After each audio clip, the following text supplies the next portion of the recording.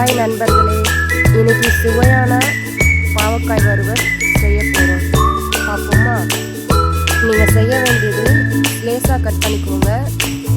Round ஷேப்பில் cut பண்ணிக்கலாம், இல்லை நீட்டாகவும் கட் பண்ணிக்கலாம். நம்மளோட விருப்பம் தான்.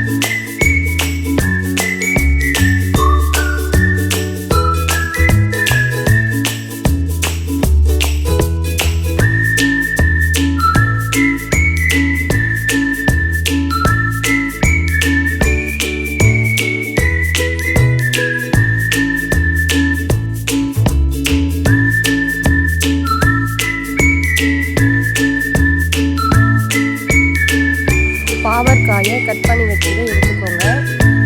அதில் விதை இருக்கும், அந்த விதையை மட்டும் எடுத்துருங்க. வேணும்னா நீங்கள் வச்சுக்கலாம், இல்லை எடுத்துடலாம்.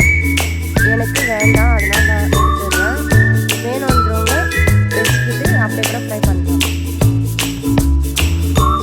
நறுக்கி வச்ச பாவற்காயை நல்லா கழுவிக்கோங்க.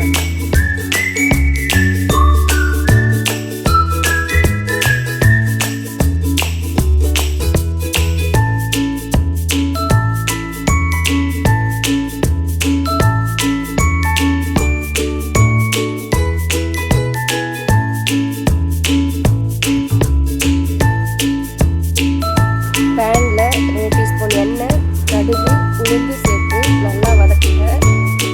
வதக்கினதும் கறிவேப்பிலை சேர்த்துக்கோங்க.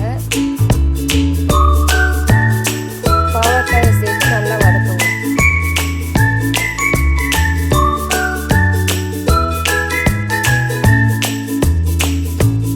நம்ம தேவையான அளவு உப்பு சேர்த்துக்கலாம். 3 பல்லு பூண்டும் சேர்த்துக்கலாம். நல்லா வதக்கிடுங்க. மசாலா போட்டு பாவக்காவை நல்லா கலரி விடுங்க. பொன்னிறமாக வர வரைக்கும் நல்லா கலரி விடுங்க. கலந்த பிறகு ஒரு 10 நிமிஷம், ஒரு 5 நிமிஷம் நீங்கள் டம் போட்டு வச்சுடுங்க.